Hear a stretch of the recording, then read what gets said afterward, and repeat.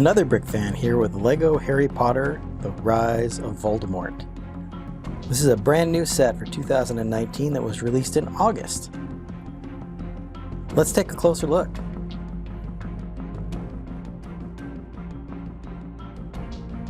This is set 75965 and was released in August 2019. It has 184 pieces, 4 minifigures, and cost about $20 when it was released. We'll get into the minifigures here in just a moment, but let's take a look at the main build. The main build for this set is the graveyard scene. This is at the tomb of Tom Riddle. So let me point out a couple of early things. So one, there's this really nice brick-built Tri-Wizard cup, which is done very nicely, as you can see. So this goes into the scene and fits very well. It's obviously a little out of proportion, but it is a nice big trophy cup and well built. There's so many details in the graveyard, from the little post here with a frog, some of the extra vines and foliage around. There's another gravestone over here. Everything is a little bit slightly angled and a little off kilter to make it look more realistic.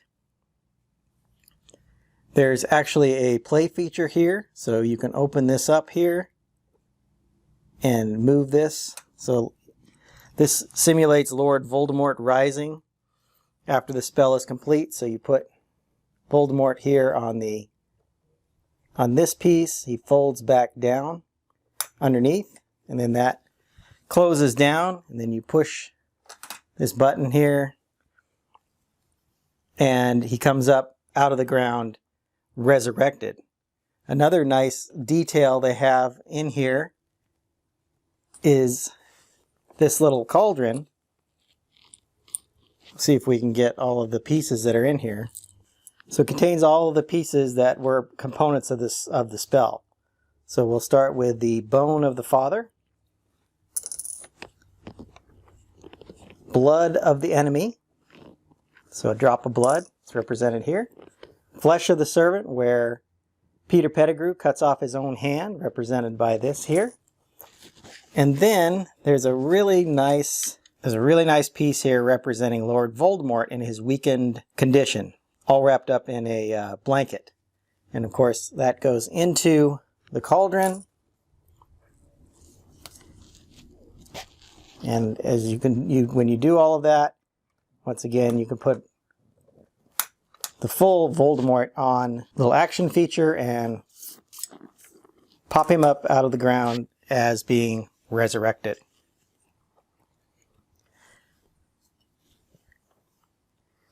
I also like the look of the tomb for Tom Riddle. This is a very nicely done build where it moves up above where the cauldron is. You see his gravestone over here. There's some foliage attached to the back. This minifigure statue here looks really good. It's using the same robe piece in solid gray. And then a gray torso, gray hood, and a gray minifigure head. He's also carrying this big scythe that would indicate kind of a Grim Reaper, which is built out of a bar piece and a sword. So it doesn't look exactly like a scythe, but I think the idea comes across quite well. The wings are attached to the back using some clip pieces, and then the wings, so they do actually fold out to the side, so you can position these how you would like.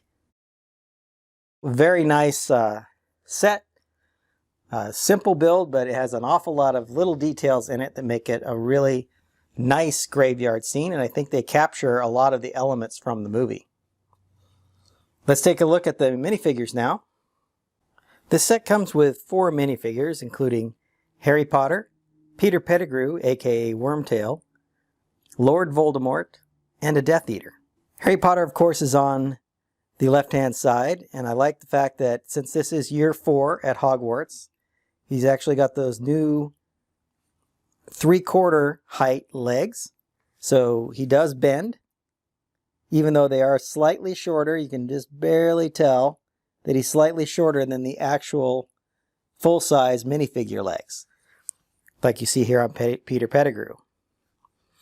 The uniform that he's wearing, I think, is really accurate for the movie. He has the red and black shirt that he wore during the Tri-Wizard tournament.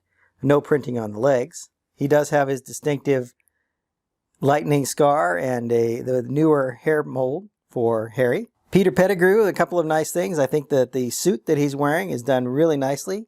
It's got some gold and silver accents on the black, and that looks really good.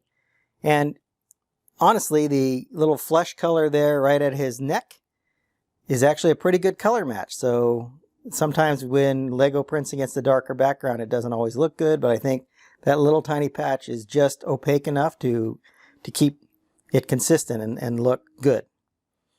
You can see that his right hand to your left there that's holding the wand is silver, representing the hand that was replaced by Lord Voldemort.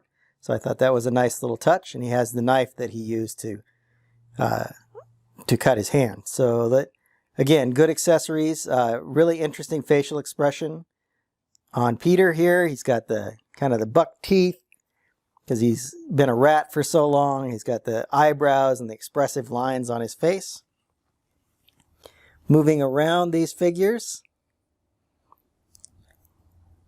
you see that they both have some nice back printing. Harry's got the Potter name on his back, and Peter continues the nice pinstriping in the silver and gold on his suit. Both have alternate faces. Here's Harry with a more neutral expression, and Peter's face is a little bit more stunned, perhaps. His eyebrows are in a different position. His mouth's a little smaller. Again, both very good alternate expressions and very, appropriate figures for this set. Let's move on to the next two. Our next two minifigures are Lord Voldemort and a Death Eater. Voldemort is done really well with his very pale, in this case white, head and hands. He also has a white wand, representing the bone wand that we see from the movies. I think the white printing, again, on the dark background looks pretty good. It's a little bit gray, not quite as bright a white as the hands and face, but still a good effort. It looks perfectly acceptable. I like the little subtle green lines there to show his robe. I think it's a good touch. His facial expression is definitely gleeful, but yet very sinister and evil. So I think that fits the character really, really well. The Death Eater is a nice minifigure as well. Obviously in all black. There is some detailing around on the torso. That looks pretty good. I like the mask piece that he's wearing. So it's a black headpiece, but it's got a really nice mask printing on it. And then that cap, which I believe has been around for a while, but it's still very appropriate for the character. As we move around, you'll see that they are both wearing this new skirt or robe piece. I'm not sure if that was released, but released with the Harry Potter series last year, but I know it was used both in the collectible minifigures series as well as in the sets that were released last year. And they're certainly been reused in the 2019 sets. But I think it's a really nice piece. It's got that nice, more gentle slope and some curvature in the back. So it's better than the, what they used to use, the 2x3 slope piece in these situations. Again, a little bit of printing on the backs of both of these, which I believe, again, is very appropriate. There's kind of what looks like the indication of a hood here on the Death Eater, and then maybe some ripples of a cape, perhaps, or just some decoration on the back of the robe. And then Voldemort continues on with that green printing and just a little stripe of white here indicating his neck. And again, I think they did a pretty good job of getting that printed on, the very light color printed on the darker surface. So these two, also very good minifigures and a nice addition to your collection. Let's go back to the main set and I'll give you my final thoughts. My overall impression, this is a really good set. I like the way that it is kind of broken up. It's not all one level. There's some sloping to it, which adds a little character. Some of the decorations and things are off at a little bit of an angle, so it's not blocky, even though it's built out of Legos. It's made to look like, it's built to look like a dilapidated graveyard, which is exactly what you would expect for this scene. The minifigures are really good. I think the only one that's missing is probably Cedric Diggory. It would have been nice to have included him with the scene. The Tri-Wizard Cup, I think, is a really nice piece. It's great to have a brick-built cup like that. And I like how they use the trans blue piece in the middle to give it that look of glowing.